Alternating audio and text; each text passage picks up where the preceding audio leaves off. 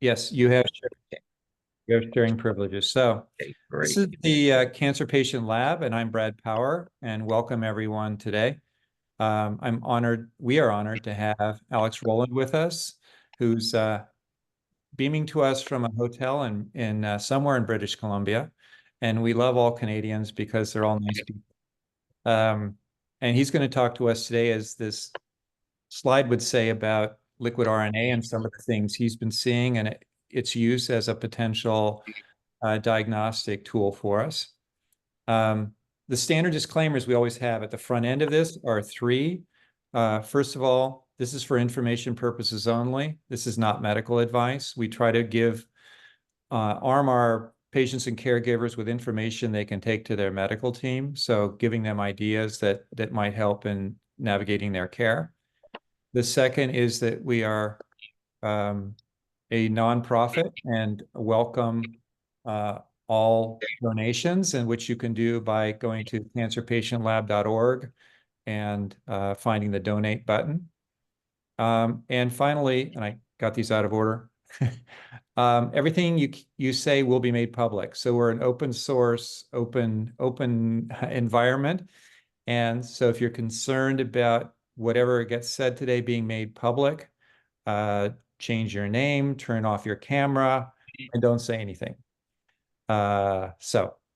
Eventually we will be creating notes, a transcript, and be releasing this video recording and Alex's slides. So with that, I'll turn it over to Alex. Roger Royce introduced us, even though maybe Alex doesn't remember him, but Roger early in his journey was looking for resources to help him, and found Alex and got some advice from him and recommended that we learn from Alex today. Thank you very much. And thank you very much for having me today. I'm very excited to share some of our latest data and latest research. Today, I'm going to talk about using liquid RNA, and liquid meaning, by blood, but really liquid can be any sort of fluid. So this is my partner here, Nushin here. She's on the bottom right. She can't attend today, but she's been active in our company from day one, and as well as helping me develop everything. So just a quick summary. What I'd like to start out talking about is just some of the basic mechanisms of cancer, and really how targeting the mechanisms of cancer is really the base point of precision oncology. So, we'd like to talk about first some oncogenes, tumor suppressors, what transcribed RNA is, and exosomes. And then also the detection of exosomes, oncogenic exosomes specifically, and how all of these elements can be found inside of exosomes. And then also using exosomes as detectors of real-time molecular drivers in cancer. So a bit of a primer. As everyone knows, cancer occurs when certain genes are turned on inappropriately, and tumor suppressor genes are turned off. There's also many different mechanisms involved in this inappropriate gene activation and silencing, such as DNA mutations that cause a gene to stay stuck on or prevent it from working properly, promoter methylation, which is really the turning off and on of a gene, and then epigenetic regulation. And so precision oncology is a process of identifying what those mechanisms are and designing a drug for them specifically. So the ultimate goal, obviously, for everyone is a cure. But the three main issues that are getting in our way right now is that most cancers are detected at a late stage. And believe it or not, when you detect a cancer at even 1 centimeter size of a tumor, you have a lot of cells there. I put a little quote there, one by 10 by the power of 9. And that's a lot of different cells, and they could probably spread throughout the body. Now, we know that it's the stem cells that typically are the ones that can metastasize, and they're at a much lower number. But, even having a 1 centimeter tumor means that there's probably some disseminated cancer cells throughout the body. The other thing is identifying the exact molecular driver amongst a large number of potential drivers in real time. And when I say real time, I mean what's going on today. What molecular features are the tumors using to drive the cancer today? And then, of course, this ever-changing and exciting world of epigenetic regulation. So, what is epigenetics? Epigenetics basically is the process of turning on many genes and turning off many genes. It's basically how our bodies use the same DNA. So in our cells, we have literally the same DNA, the same genome, except we have a abundance of different types of cells and tissues. And the way our bodies do that is through epigenetics. In other words, they turn certain genes on and certain genes off to create a muscle tissue, and then certain genes on and certain genes off to create a bone tissue.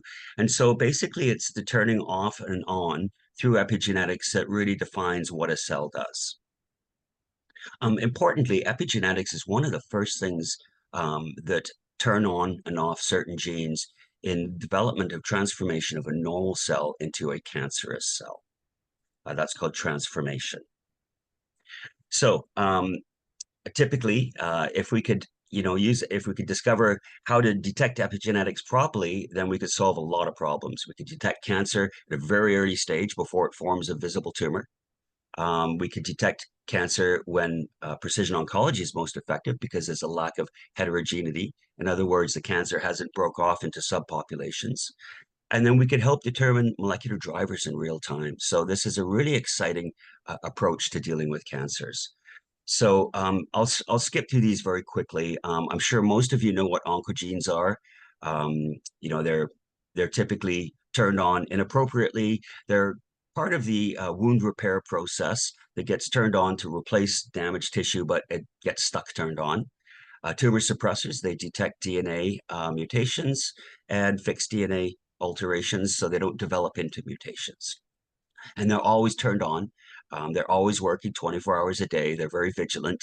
And they typically get turned off and damaged during cancer. And then we have transcribed RNA, and this is really the exciting thing. So basically, only a small part of our genome encodes for proteins. I think it's between 5 and 3%. It changes all the time. But the rest of it was considered junk DNA. And what was interesting about this so-called junk DNA is it's all transcribed. In other words, it's all turned into RNA, but we didn't know what it was doing. And so we found that this transcribed RNA is a new way of regulating gene control, and it's one of the most common early mechanisms in cancer. And all cancers have epigenetic alterations, but it is really something that we need to be addressing in precision oncology. So here's just some of the mechanisms of transcribed RNA involved in cancer. As you can see, there's many different mechanisms. These are just examples. LNC means long non-coding RNA. There's a variety of different, basically, they're not even genes. They're just pieces of DNA that gets turned into RNA, and this RNA floats around in the cell and has a variety of different mechanisms and functions. So I'll just talk quickly about exosomes. I'm sure everyone's heard about the exciting new world of exosomes. Basically, exosomes are membrane-bound vesicles. They're excreted by cells, and all cells use them to communicate. But more importantly, they're used by cancer cells, and cancer cells will spread their mutations and their altered DNA and their transcribed RNA and all of their different molecular mechanisms are found in cancer-causing exosomes. And we believe that these actual exosomes can convert normal cells into tumor cells. And so this is typically what we see when a person is having a metastatic cancer. We'll see that their cancer is excreting these exosomes, and we can capture these exosomes now and look at them and see what they are actually excreting in order to determine what the molecular drivers are of the cancer. So this is just a brief little overview of exosomes. As you can see, they contain many different things. They contain proteins, they contain circulating DNA, they contain a variety of different molecular driving mechanisms. And then as you can see right now, I just circled that, they contain non-coding RNA. And so that's what we're going to be focusing on, transcribed non-coding RNA. So little summary on the benefits of exosome-based liquid biopsies. They can be used to determine drug response very quickly. So instead of having to go through a process of having to wait months and months and months to see if a tumor is grown or not, you can determine very quickly with exosomes just by seeing if there's a lot of them or not. They can also be used to detect pseudoprogression. So when somebody is on immune therapy, one of the common problems is something called pseudoprogression, where the immune cells enter the tumor and they make the tumors look bigger, but they're actually eating them from the inside out.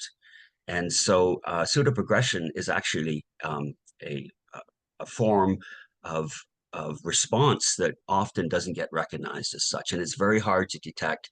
In fact, I'm not sure any imaging can do that. PET-CT is not able to detect that.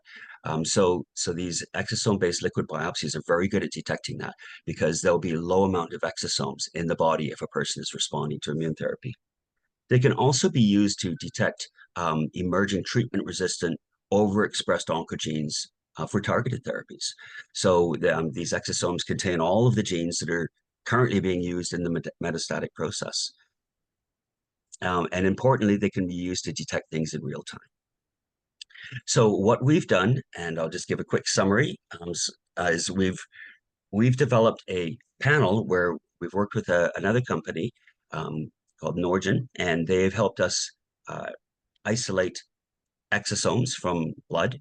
Cancer-specific exosomes is a series of filtration processes that identify these cancer-specific exosomes. And then what we do is we isolate the RNA from these exosomes, and we use a panel of just under 21,000 genes. And this panel is a very special panel. It's designed for RNA expression. It's not designed for detecting mutations like a lot of the RNA panels are. This one is just designed for counting the amount of RNA molecules of a specific gene. And it does that in a reads per million basis. So we've also created a healthy tissue database of probably close to 40 tissues that we then compare the expression of the tumor RNA that we get from blood, and we compare that to this database of different tissues to find out what their normal levels are. And we use, of course, the same methodology for this. So right now we have a short list of just 400 targetable oncogenes and transcribed RNAs that are only found in early cancer development. And since each tissue has its own unique expression level of each transcribed RNA or DNA, we do this cross-comparison tissue. And this cross-comparison tissue can, so far, is allowing us to determine what specific tissues a drug will work in and what tissues it won't work in. It's quite an exciting development. And so we use these two statistics that are commonly used in RNA called STAT1 and STAT2.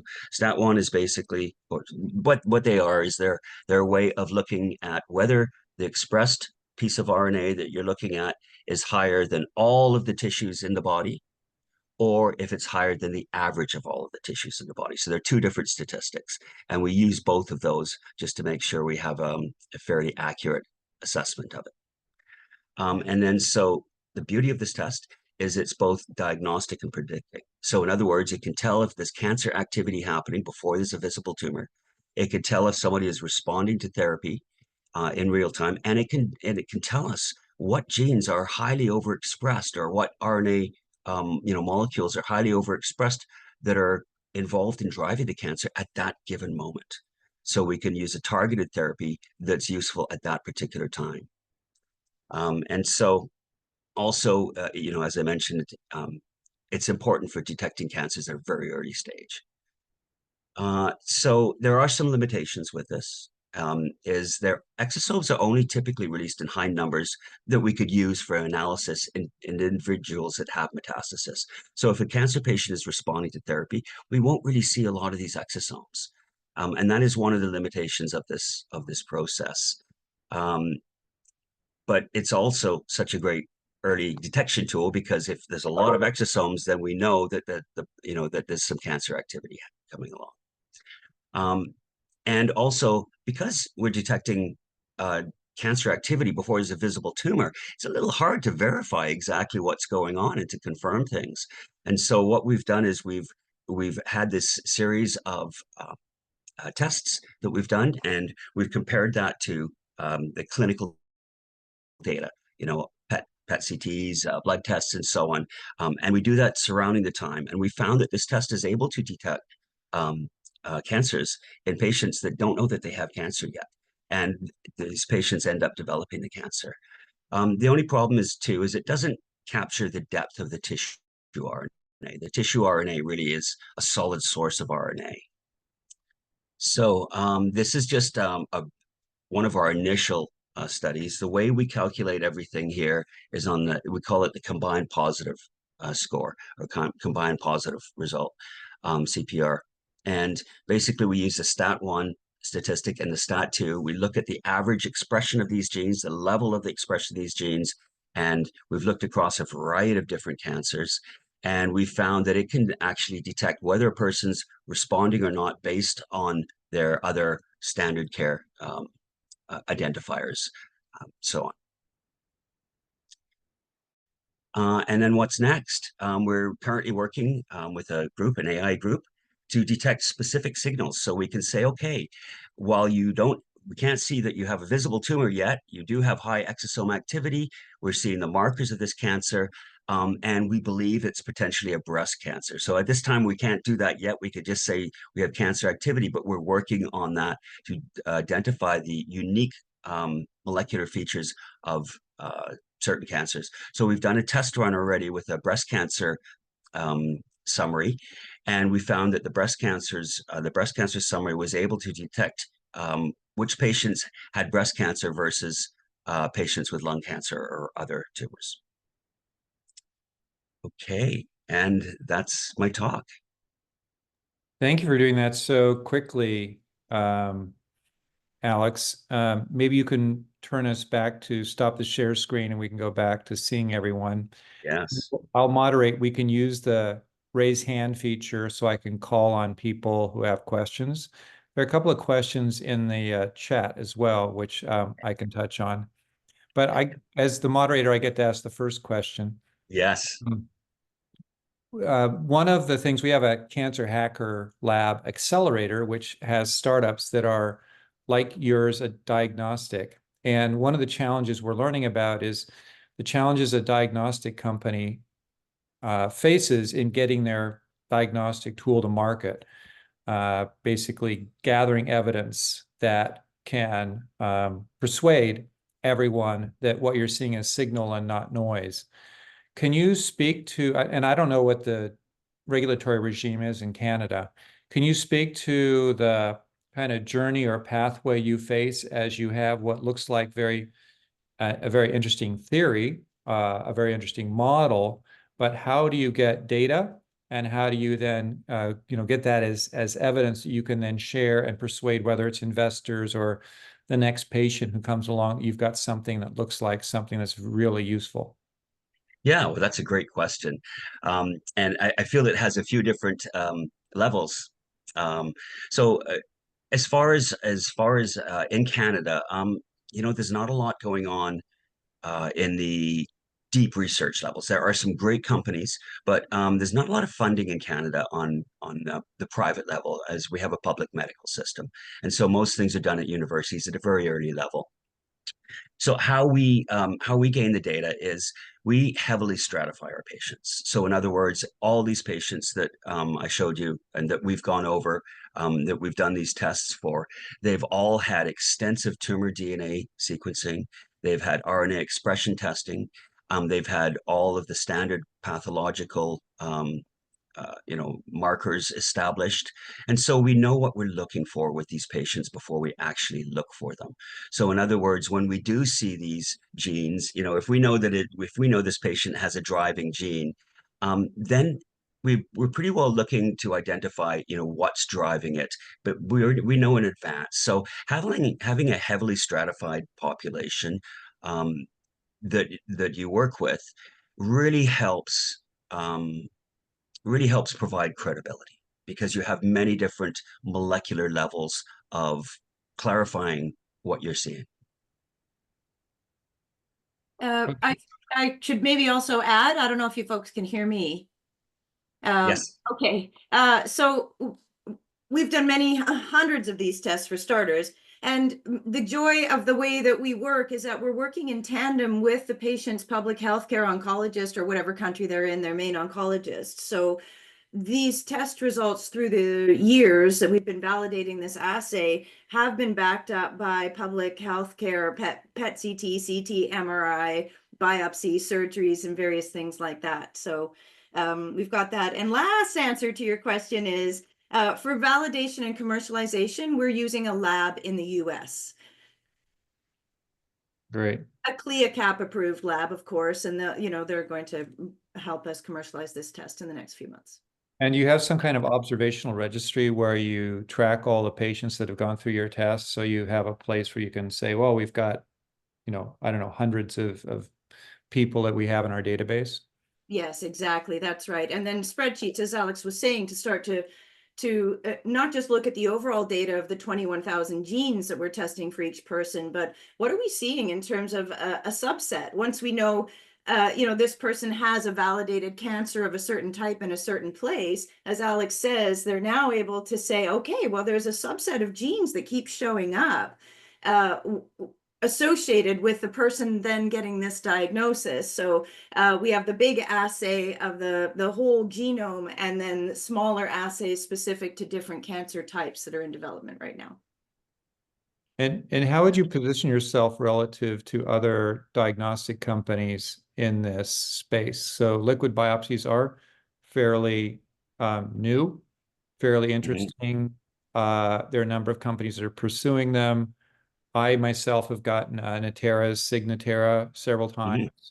There's of course Guardant. There's a, I'm trying to remember, there's another G. There are a number of these biopsies. And not to mention that Tempus has theirs, or Foundation Medicine has theirs, et cetera, et cetera.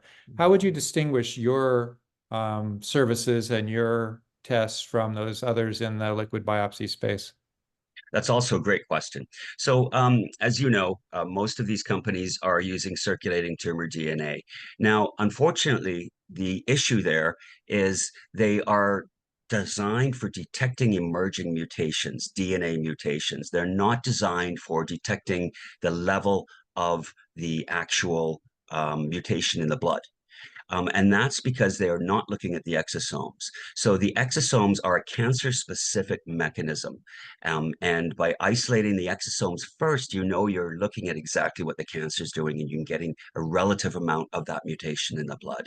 So while these are all great tests that you mentioned, they only specifically are designed for detection of emerging mutations, and you can't trust the percentage because they have to heavily amplify the material that they're accessing.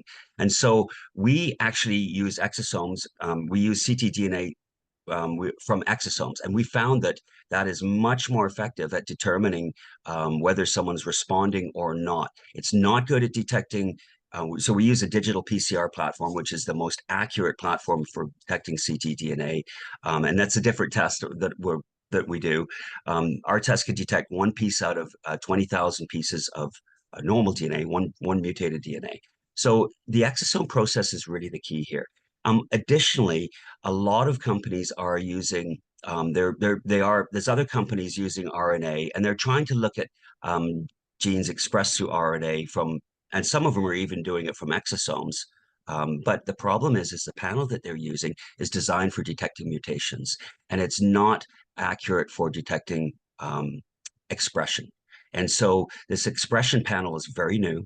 It uses a mechanism that is very unique in the sense that it only has one amplicon per gene, whereas other detection methods require a series of amplicons.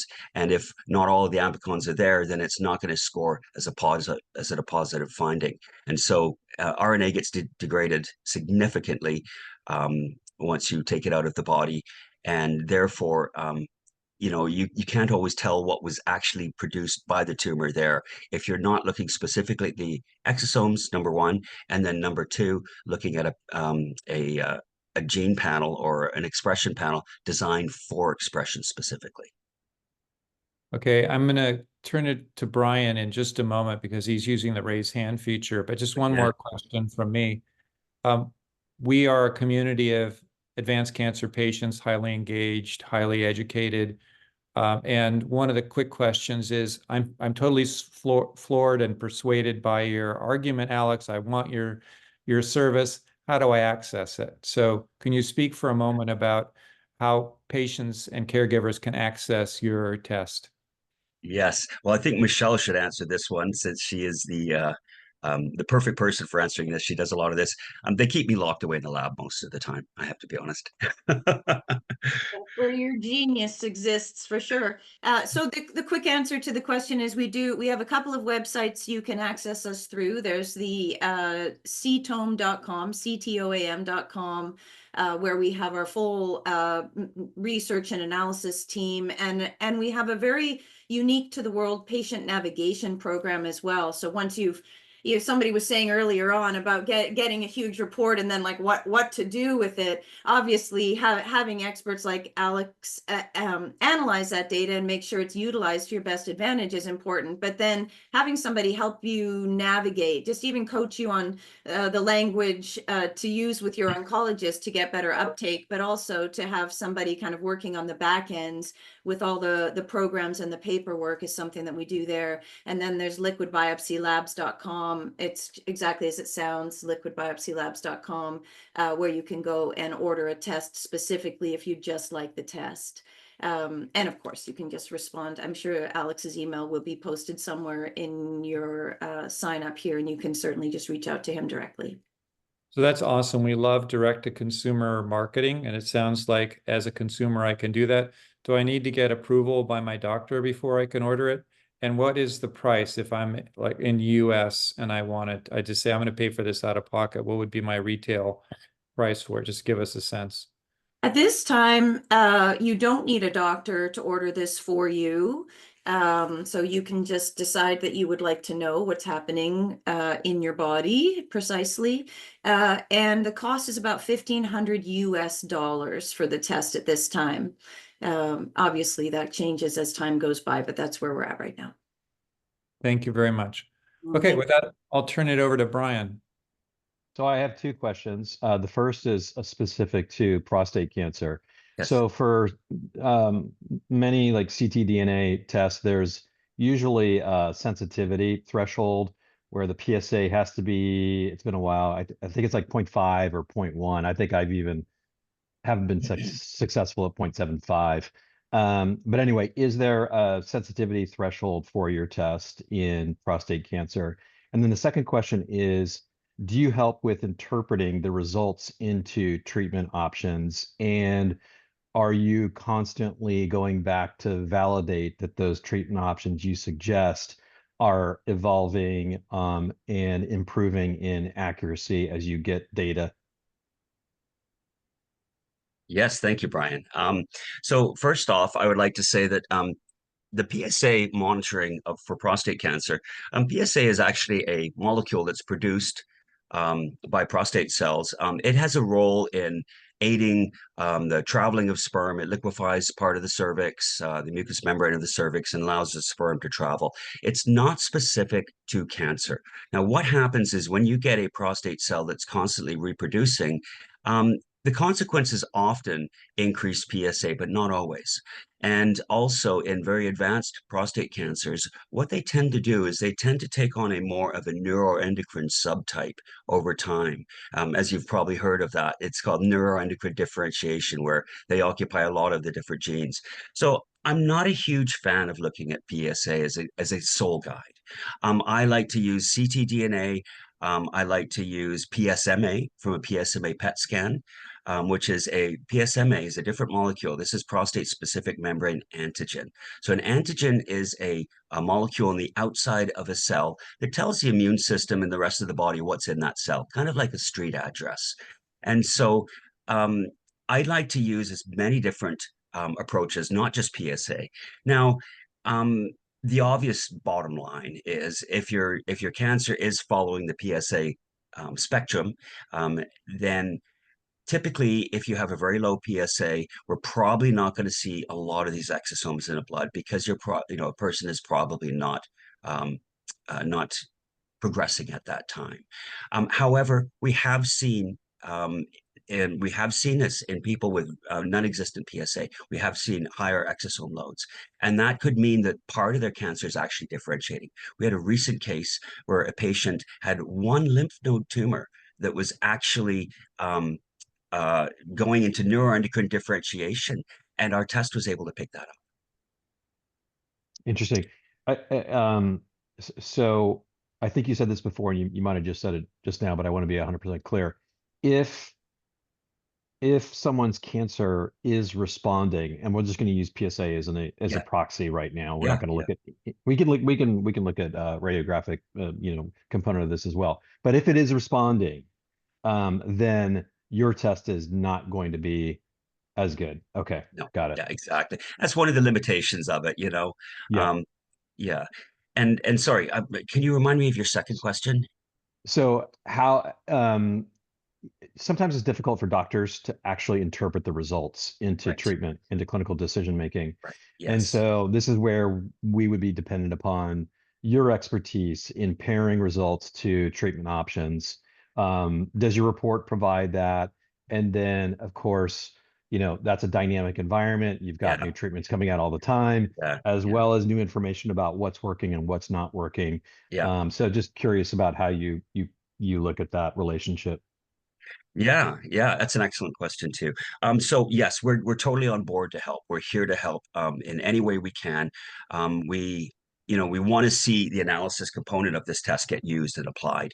And we cast such a wide net, just under 21,000 genes, that often what we get is we'll get a doctor saying, "Hey, listen, this patient originally had an EGFR positive lung cancer, and we're just not sure if it's transforming into a small cell lung cancer, because this is one of the consequences that can happen with that type of cancer, or if it's still driven by EGFR." And so we'll do this blood test and we'll say, well, actually, the EGFR is quite high. So the EGFR inhibitor that you've been using is not effective anymore. And so we have many simple case scenarios like that. Additionally, we've also had cases where we've done the test to see if the patient was responding or not, and then we got a call from the doctor and said, by the way, his test showed high levels of CDK4, and we're thinking of using a CDK4/6 inhibitor like abemaciclib or palbociclib. Copy number variation that we see is supposed to result in an increased expression, but it doesn't always. So sometimes we'll see increased copies of the CDK4 gene, for example, which is an oncogene. We'll see copies of it, but we don't see increased expression. And so this test is really good for validating what you see on your tumor DNA sequencing. So if you're seeing increased copy numbers of certain genes, but you're not seeing increased expression, then it's a moot point because it's not a driver. So that's another classic example that we get a lot of questions on is this gene copy that we're seeing actually producing increased expression or not? Okay, and I'll be quiet. I've got one more follow-up question to that, Yeah. which is because there is this synergy between tissue-based testing and your liquid biopsy. Would you partner with, for example, a Tempus or a Boston Gene or a Foundation Medicine who might already be doing tissue-based biopsies so that you get the patient and the doctor gets a complementary view of what's actually happening with the patient's cancer? Yeah, I think it's really important to do that. Mhm. Just to use as many different, I mean, education is power, knowledge is power here. And the more different platforms we have to look at, and each one of these platforms is slightly different. I mean, even for example, Signatura uses standard PCR. So it can't tell you the amount of that molecule, but it just tells you whether it's present or not. And it uses that as a score for minimal residual disease, which is very different from the NGS platforms such as Foundation One or Guardant that use a liquid approach that are looking at actual circulating tumor DNA.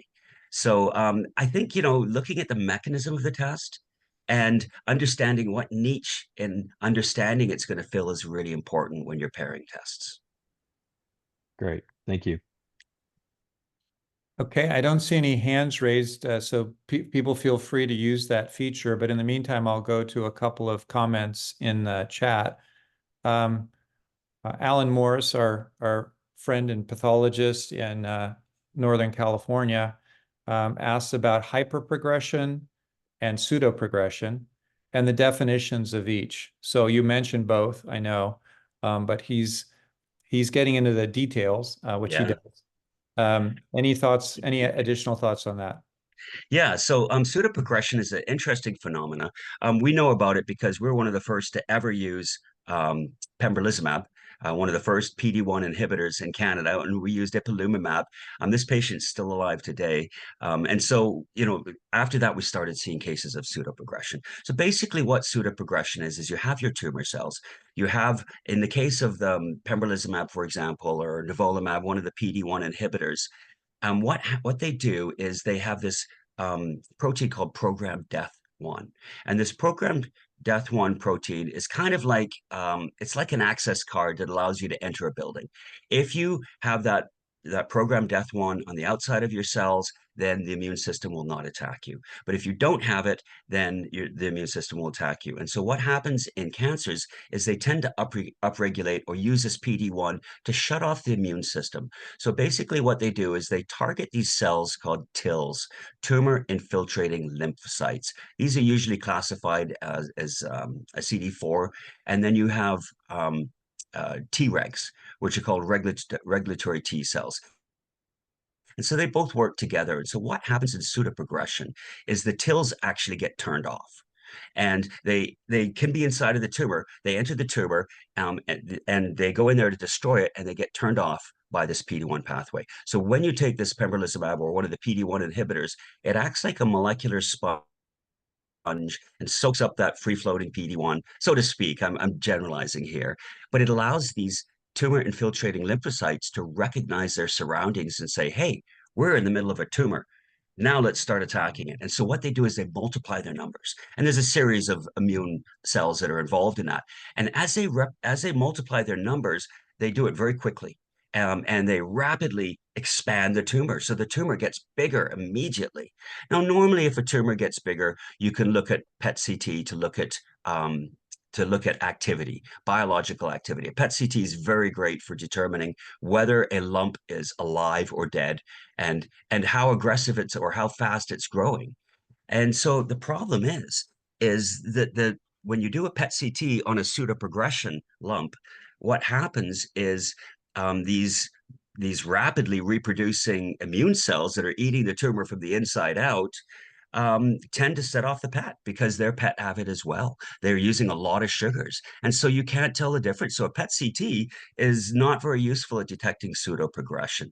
And we started seeing pseudoprogression quite a bit where, patients took the doctors took the patients off the immune therapy. And then years later, the patients are still alive and completely cancer-free. And the doctors are like, well, wait a minute. You are progressing. The other thing that pseudoprogression can do is if you have a tumor that is below the resolution of imaging, which is typically about 0.5 centimeter, 4 to 5 millimeters, depending on how aggressive that lump is, it can be really small. And then if the immune system comes in and attacks it and makes it bigger, now all of a sudden you can see it on a scan. And so one of the things that we can really tell with pseudoprogression is immediately the tumors get bigger, and then you see a bunch of new tumors. And it's at a progressive rate that is not in keeping with how the cancer has progressed. So let's say the cancer is metastasizing here and there. And then the patient goes on immune therapy, and all of a sudden, all these new tumors show up within the first couple months. Then you can have a pretty good idea that is pseudoprogression, and because it mimics hyperprogression. And so hyperprogression obviously is where you get a mass amount of tumor cells growing very quickly. That is often caused in response to some sort of immune repression, or often we see hyperprogression more in patients or in people that don't get a lot of movement, or when they become bedbound and have to go on high morphine levels. So they're kind of the opposite processes, but they're both very important to detect. And hyperprogression, you will also see a positive PET, but we believe the secret to this is really using liquid biopsies, both DNA, circulating tumor DNA, and RNA. And so if the person does not have, let's say, a BRAF V600E mutation that we can track on a ctDNA test, this is where the RNA comes in. And we could say, well, we're seeing increased expression of the genes. We know the driving genes of your cancer, and now we're seeing increased expression of those. So we feel that this is probably hyperprogression versus pseudoprogression. Alex, I'm going to connect some dots between what Brian was talking about, how you get other tests to sort of give you a more complete picture of what your testing is coming up with the exosomes. And I'm looking at the comment in the chat here from Stratus Telegalu, who said that he recently got 2 liquid biopsies, and they also wanted a look at his tumor tissue from a block from his original biopsy. And they needed that to detect disease. And I know that from my Natera test, they wanted those same results to identify the biomarkers that they should be looking for in the liquid biopsies. So can you Yeah. talk a little bit about how you use your test and it complement it with other tests to get a more complete picture of what's going on with a cancer in an individual patient? Yeah. So in a perfect world, we would start with the primary tumor. We would get a nice tumor DNA panel, 300 to 600 genes, determine all of the potential drivers, and all of the passengers, all of the mutations that are present. And I'm sure, as many of you know, most cancers, when they're first detected, have all of the mutations they need. They have a driver, and then that driver gets exchanged through some of the passenger mutations. That is one of the processes that happens early on. So determining what all the players are up front is pretty important. And then also getting a tumor RNA liquid, or a tissue tumor RNA panel is really good. We like to use the same panel that we use for the tissue, for the liquid. And then what we do is we know exactly what we're looking for. And so if we want to see if the person is responding or not responding, or if we want to know, what sort of drugs to use for that person, then we can use both of those and say, okay, now we use the liquid. So we know who all the players are. Let's use the liquid tests, such as ctDNA test, like the Foundation One liquid or the Guardant, to see which ones are being used here, what the players are there, and use the RNA test to look at the expression of the genes. And that way we can come up with the real-time drivers that are driving the cancer today. Not yesterday, not tomorrow, but the ones driving it today. And so having a good solid tissue-based analysis of both RNA and DNA is a really important starting point, because then you know what you're looking for, and you're not looking for a needle in a haystack, so to speak. Thank you. And then they're connecting the dots. There are a couple of questions again in the chat, one from Ari and one from Eric, that are really getting at your business model as a new diagnostic company offering this service and how you can scale. So Ari asks, how do you, assume you get over the reimbursement pathway in the US, which is a big issue, presumably in Canada as well. Is your idea to keep it direct to consumer, or how do you scale? Like, how do you grow your market? Would you then also be selling to providers? And then Eric makes the same, I think, a same or a similar point.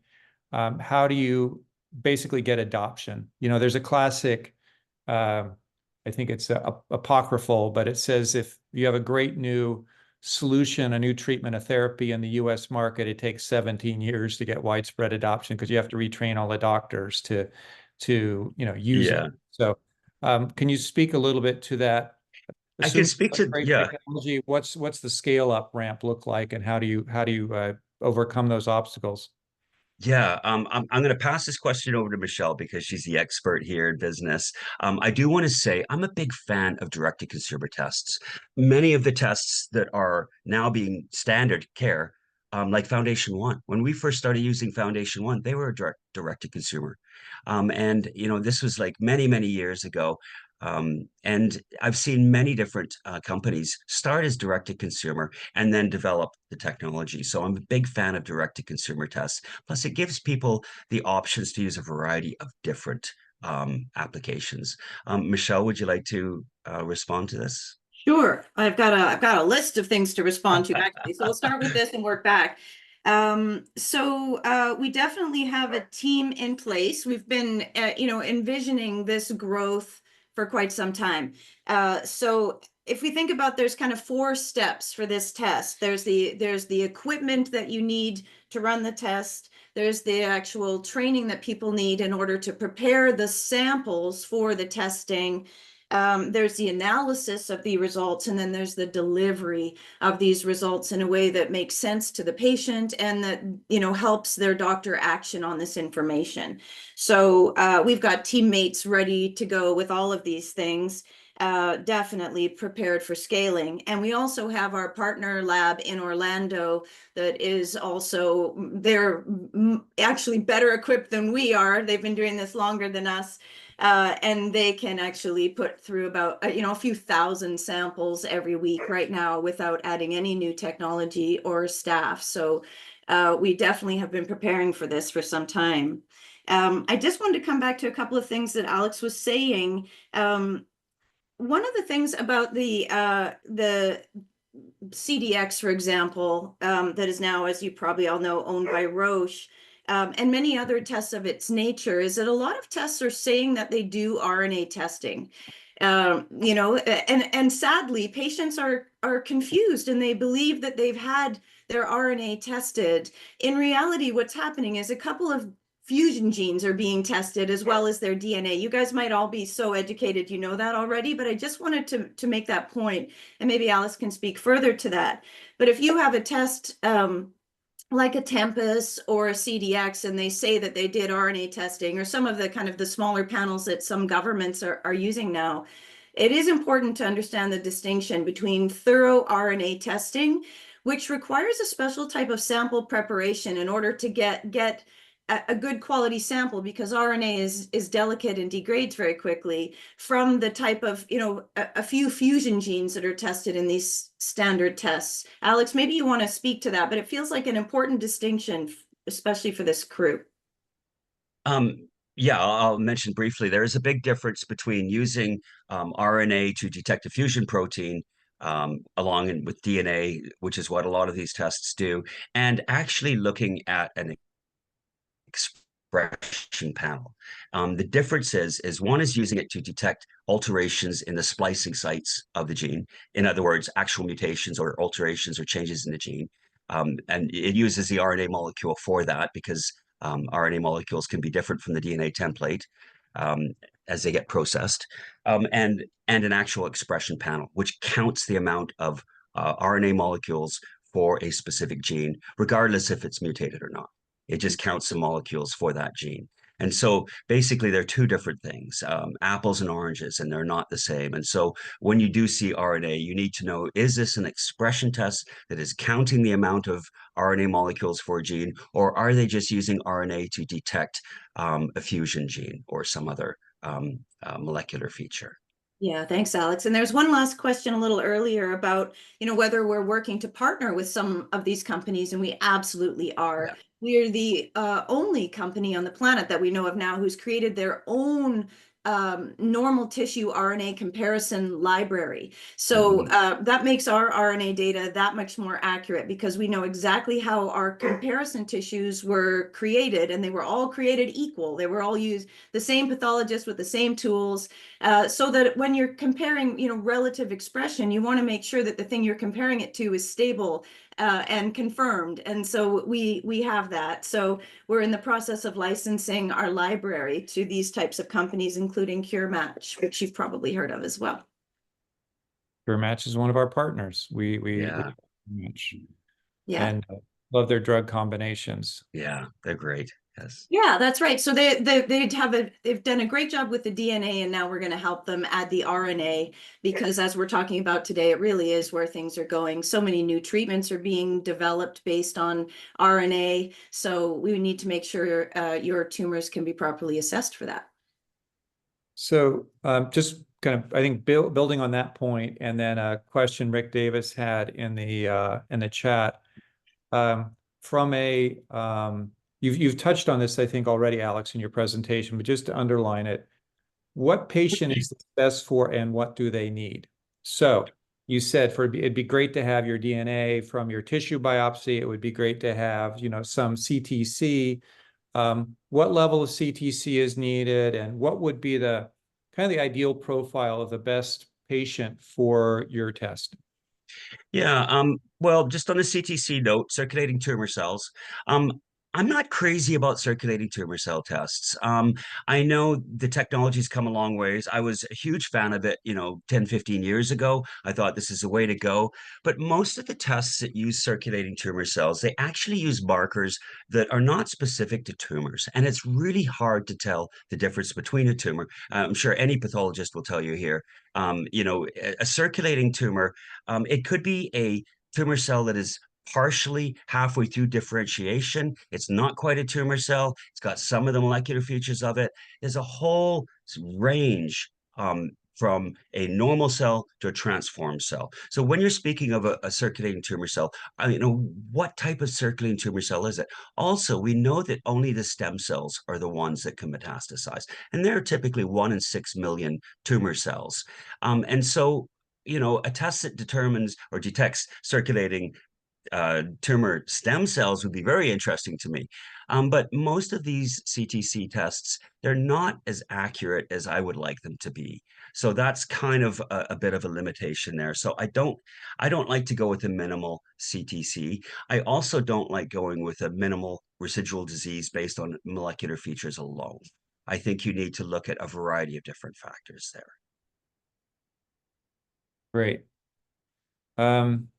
One more question from Alan is like, how do you work with pathologists in this process? I imagine they're used to looking at stained slides, and now you're coming up with a biopsy. So how does the whole pathologist universe work with you? Oh, that's a great question. In fact, I'm sure Michelle's just chomping at the bit to answer this because she's a bit of an expert in this side of things. One of the things, I'll just give you a summary and I'll let her talk about this. Pathologists are bread and butter. We love them. They're very important to us. We use standard care pathology reports. It's one of the first things we look at is the pathology reports. We look at the different stains. We look at how, the sample is processed. With RNA, one of the fundamental things you have to do when you're looking at tissue RNA, for example,